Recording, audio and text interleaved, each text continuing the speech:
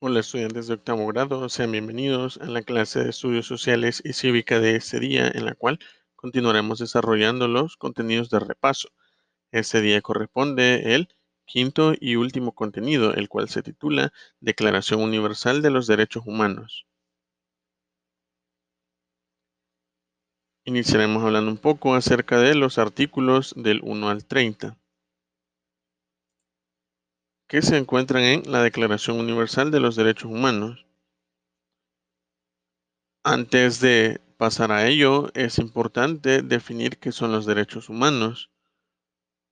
Nos dice acá que son aquellas libertades, facultades, instituciones o reivindicaciones referentes a bienes básicos que incluyen a toda persona, por el simple hecho de su condición humana, para la garantía de una vida digna que le permita desarrollar sus capacidades, inteligencia e individualidad como ser único. Son independientes de factores particulares como la condición social, sexo, etnia, ideología religiosa, política o nacionalidad. Por definición, los derechos humanos son universales e igualitarios para todos los seres humanos, así como incompatibles con los sistemas basados en la superioridad de una casta, raza, pueblo, grupo o clase social determinado. Además, son atemporales, independientes de los contextos sociales e históricos, inherentes a la persona, irrevocables, inalienables, intransmisibles e irrenunciables. La defensa de los derechos humanos es el compromiso que contiene la Carta de Naciones Unidas y la Declaración Universal de los Derechos del Hombre, reconocidos por la ONU en 1948, en donde se solicitó que fuera distribuido, expuesto, leído y comentado en las escuelas y establecimientos de enseñanza, sin distinción por la condición política de los países o de los territorios.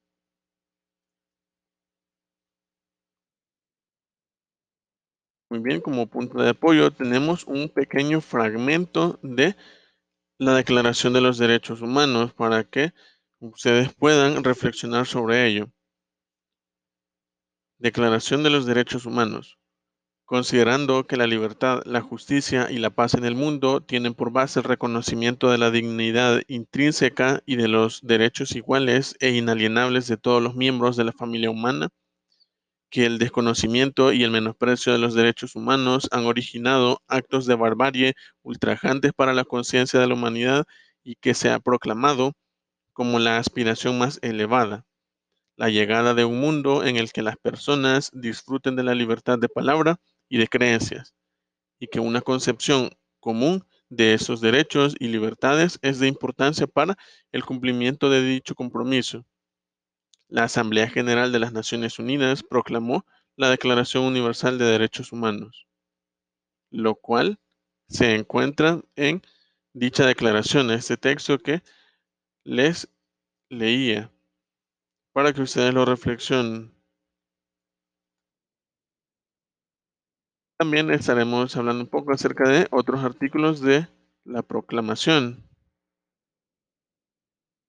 como lo son los derechos individuales, o también conocidos como derechos fundamentales. Se refieren a los derechos que gozan los individuos como seres particulares y que no pueden ser restringidos por los gobernantes.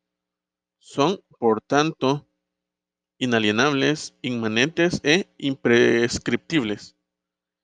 Entre estos se encuentran el derecho a la vida, a la libertad en sus diferentes manifestaciones.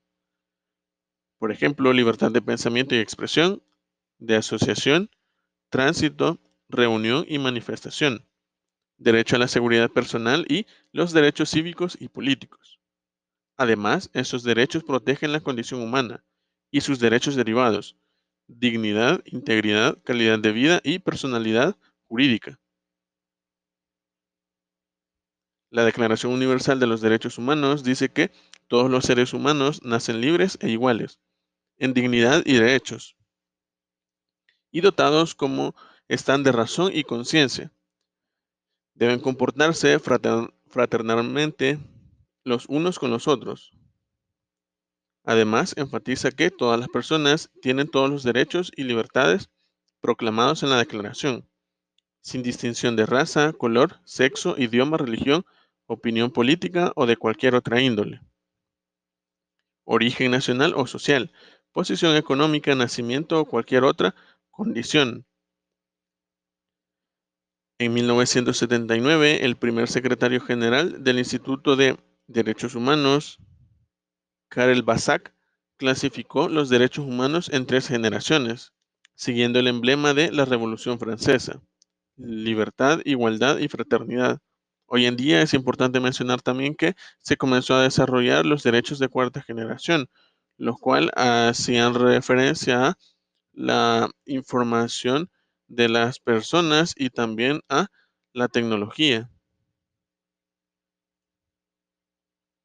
Es importante también eh, saber el significado de algunos conceptos asociados a los derechos humanos, los cuales vamos a estar detallando, iniciando por el concepto de inalienable, lo cual es un derecho que no puede ser negado o quitado a una persona. Inmanente hace referencia a que es esencial y permanente en un ser, que no se puede separar de él por formar parte de su naturaleza. Imprescriptible hace referencia a que no necesita ser recetada.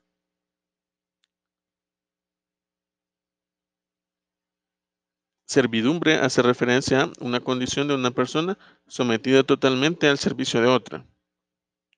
Sujeto de derechos es la persona o todo ente susceptible de tener derechos o deberes jurídicos. Asociación es un conjunto de personas agrupadas por un mismo fin. Gestión es un conjunto de trámites que llevan a cabo para gobernar, dirigir, administrar y organizar una empresa o un gobierno. Postular es aplicar, solicitar o proponer un candidato para un cargo electivo. Muy bien, revisaremos otros artículos proclamados en esta declaración y enfocándonos en las generaciones de derechos.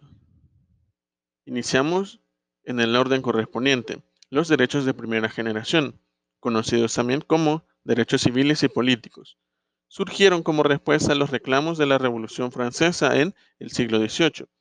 Los franceses, reunidos en una asamblea nacional, en donde se encontraban burgueses y población no privilegiada, como los obreros, campesinos y artesanos, que no pertenecían al clero ni a la nobleza, dictaron el 26 de agosto de 1789 la Declaración de los Derechos del Hombre y del Ciudadano para el territorio francés.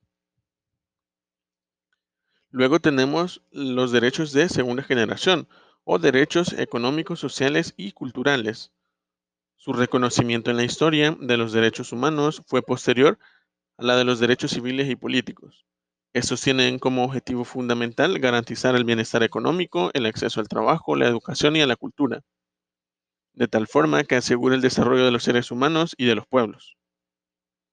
Por último, se cuentan con los derechos de tercera generación o derechos de solidaridad o de los pueblos, los cuales contemplan cuestiones de carácter supranacional, como el derecho a la paz, justicia internacional, medio ambiente sano e independencia económica y política.